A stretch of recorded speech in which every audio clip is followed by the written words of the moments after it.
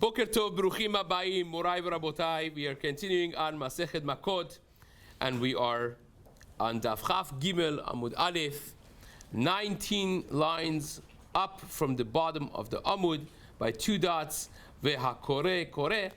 Today's Amud is being learned as a schut for Refuah Shelema of Rachel Simcha Bad Nahid, that should have full recovery. Refuah Shelema Be'ezrat Hashem. Amen.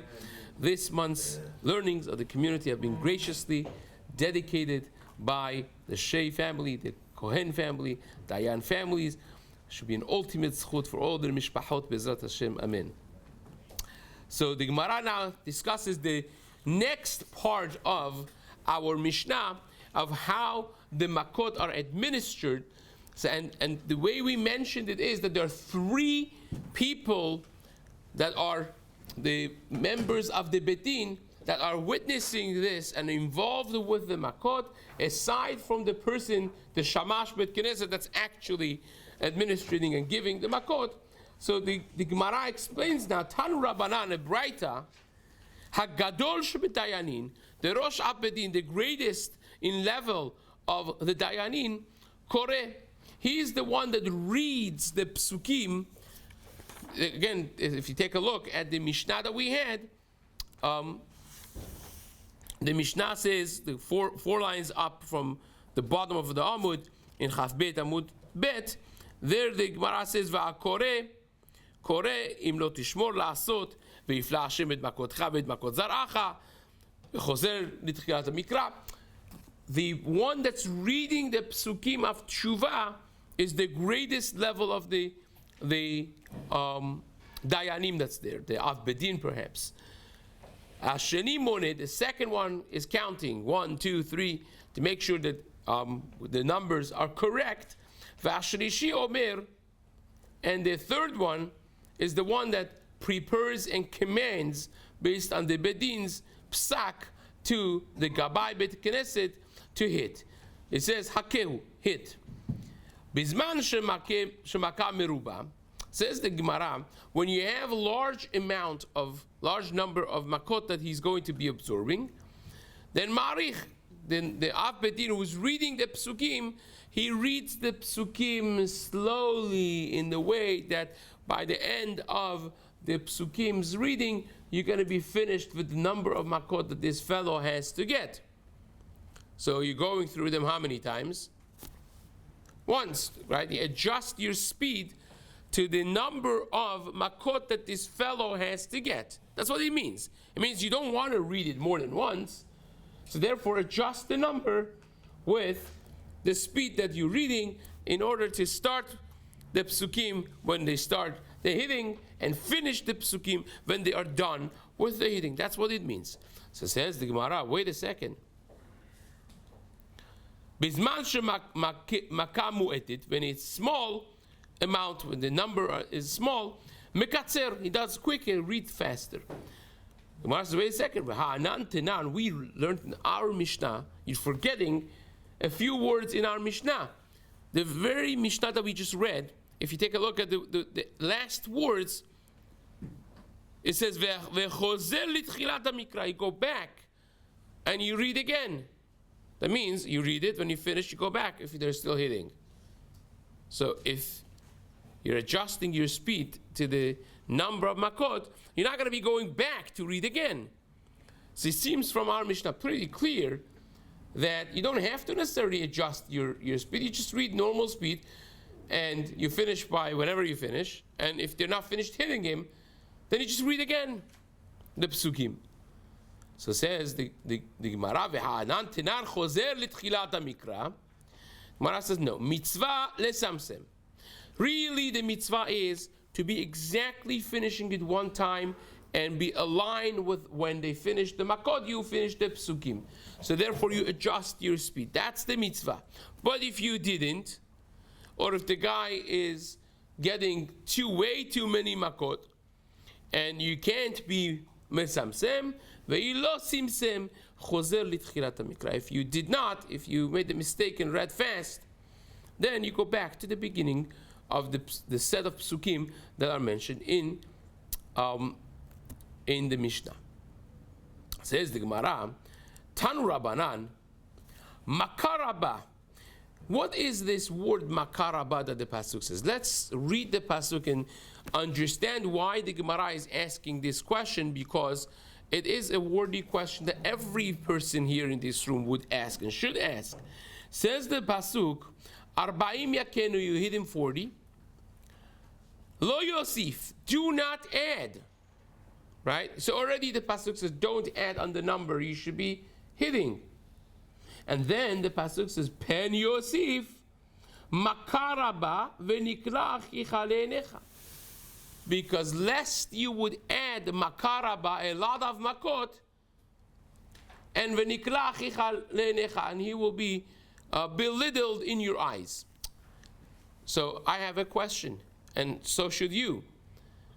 Is it only asur to add a lot of Makot? Can I add a little bit? Can I do one extra? Like, does he? The pasuk says, Lo Yosif. Don't add. Don't add means nothing. You can't add anything. And then it says, Pen Yosif Makaraba. Maybe you'll add a lot of Makot. You can't even add one. What do you mean, Pen Yosif Makaraba? It's an obvious question. Every single person that reads the pasuk should jump out of the seats. And that's exactly what the Gemara is doing. Says the Gemara, Makaraba, when the pasuk says a lot of makot additional, Enli ela makaraba. Only talking about a lot of makot being added. Makamu eted. Can I do a little bit? Just a few, or just the one? Minayin, how do I know that I can't do? Talmud lomar lo yosif. In the beginning of the pasuk says lo yosif. So if you told me lo yosif, imken ma talmud lomar makaraba. If so, why do you have to tell me makaraba? And says the Gemara, limed al harishonot shehen makaraba. It's coming to teach you that the first ones are strong makot. In other words, you're telling me don't add strong, not a lot of, but don't add strong makot. That means even one strong makkah you cannot add. Why? Can you add a weak makkah? Just do a little. No, it can't. So the only point that the Gemara says, Pen Yosif Makaraba, is to tell you that all the 39 previous ones must be Makaraba. And you can't add those ones. Cannot add. That means the makot that you administer are strong makot. That's really what we learned in the very end of the last two dots that we just had. That he hits with, he picks up with two hands and he hits with one. And the Gemara says that is because we want to make sure that he should be coming from his koach with the kol kocho he hits. Where do you learn that? That you have to hit bekol kocho with all of your strength. It's from this pasuk, makaraba, that each one is going to be strong, a strong hit, a strong makkah. So says the Gemara, on the next part of the Mishnah, we learned that if the person has an accident during the course of the administration of this makot, that means he couldn't control his bowel movement or his meraglayim, and it became a mess, then we stop, and that would be sufficient. Whatever he's gotten, he's gotten. Right? That's what we said in the Mishnah. Because ve'nikla achicha le'enecha, and that would be sufficient. So says the Gemara, Tanu Rabbanan, we learned, echad ha'ish ve'echad ha'isha, whether the one being hit is a man or a woman, berei, we're talking about an accident resulted from bowel movements. That means number two. Velo b'mayim, not number one. Divrei Rabbi Meir. Rabbi Meir says, we don't care about not being able to control their urine, but it's talking about a bigger embarrassment. Rabbi Yehuda disagrees with Rabbi Meir. He says, Ha'ish berei ve'aisha b'mayim. Correct, with women, the level of embarrassment is much higher, so even Number one, they have any type of accident, you'll let them go. But with a man, it needs to be an accident that is more embarrassing, which would be a bowel movement. So says the Gemara, Chachamim, the third shita, they hold echad ha'ish v'echad ha'isha. Doesn't make a difference if it's a man or a woman. Ben berei, ben b'mayim. Any type of accident is embarrassing, and any of that level of embarrassment will let them off the hook. The Gemara says, immediately asks the question, Tanya, we learned in Braita not like that. Rabbi Yehuda Omer, echad ha'ish v'echad ha'isha berei. We just learned that Rabbi Yehuda holds that there is difference between man and woman. Man needs a bigger level of embarrassment.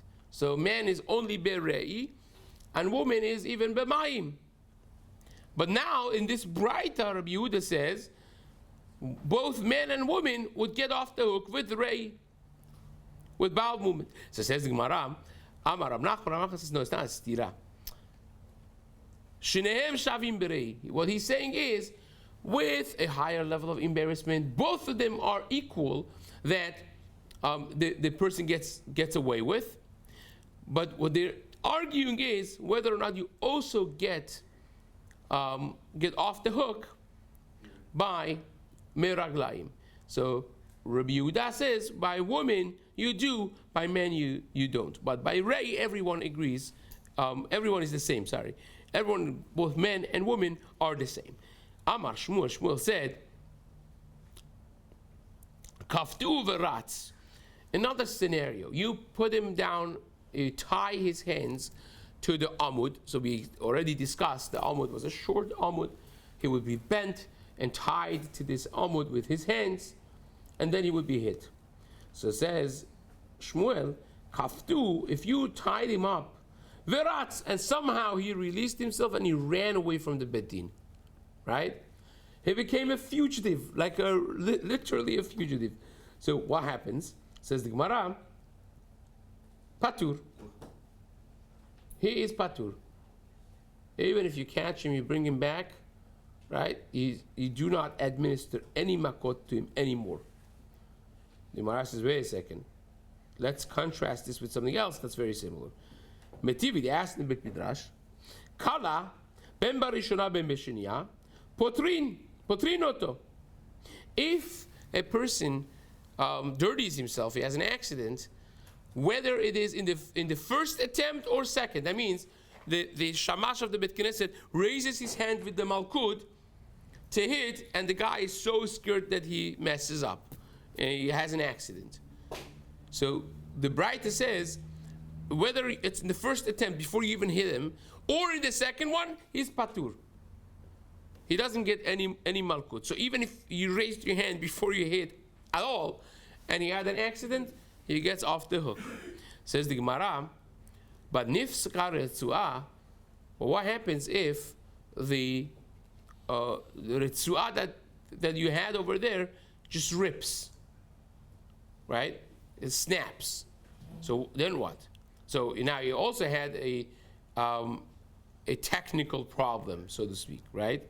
Says the Gemara, Nifskar retzuah b'sheniya potrin, b'rishona em potrinoto. If you already hit one time, and then the thing snaps, then you let him go. That's it. But if you haven't yet hit, and the retzuah, the strap, snaps, then you fix it, and you hit him whatever number you had to hit him. So he doesn't get off the hook without at least absorbing one makkah. So says the Gemara, what's the difference? By snapping the thing, both of them are something that goes wrong. One of them, he runs away from the Beit Din, he opens it, and he runs, and the other one, it snapped. So, but you're saying different things by them. By the one that he ran away, he's saying even if he didn't get any makot, he's going to get off the hook. But yet by the one that it snaps, he say no, if you didn't get any, we're going to fix it, we're going to hit you. But if you already got one malkut, then he goes off without any consequence. So what's the difference? Amai leheve keratz. Let the snapping case be like the fugitive case, that is, he ran away from the bedin. The Gemara says, no, it's not the same. Hatam ratz hacha lo ratz. Over there, he had to run away from the bedin. And the running itself is a very demeaning, degrading experience. Imagine you have the bedin in the town center of the town, and the guy is running with his striped thing, and people are running after him, and he's hiding and he's running. It's a pretty embarrassing thing, people see. So therefore, he gets off because of the embarrassment that he already got from the fact of having to run from the bedin. Even if you didn't give him one malkut, he gets off without any hit. But if he didn't run, the thing snapped, but he stayed dead, he didn't run. In that case, if he hasn't gotten hit, he hasn't gotten any level of embarrassment. How's that embarrassing? Running away from it. Running away is pretty embarrassing. Try right now if you have somebody that is being chased down Pico, and every car that's passing and every passerby is watching. Right? Oh, we saw Reuben running. I wonder why. And the rabbis of the Bedim running after him with a lash, right? So it's pretty embarrassing and degrading experience. So therefore, that already counts as he started being v'nikla achicha le'enecha, and we let him go. But if you hadn't had any kiyum of v'nikla achicha le'enecha, no degradation, nothing has happened to the person yet, then he gets off with what? It has to be v'nikla achicha le'enecha, of some sort. So if he makes an accident, that's pretty degrading. So we say, okay, v'nikla achicha le'enecha, let it go. If you hit him once and then the retzuah snaps, okay, we started the process of v'nikla achicha le'enecha, then the process was stopped. Once the process stops, we just let it go. We don't continue.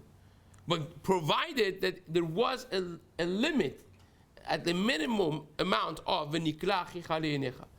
So if the person didn't get any malkut, but he dirtied himself by an accident, or he ran away and had to be disgraced in that way in public, then we let it go. But if he hasn't had any embarrassment yet because we didn't hit him at all and the thing snapped, so he's standing there still without any consequence, and therefore we would fix this strap and we would hit him whatever number he had to absorb.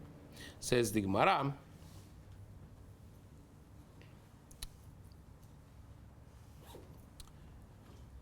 Tan Rabbanan, let's finish up to the Mishnah at least. Amdu lichsheyilke kale potrinoto. What happens if the doctor of the Beit Din comes and he says, okay, this fellow deserves 39 malkut, right? He could take 39, he could.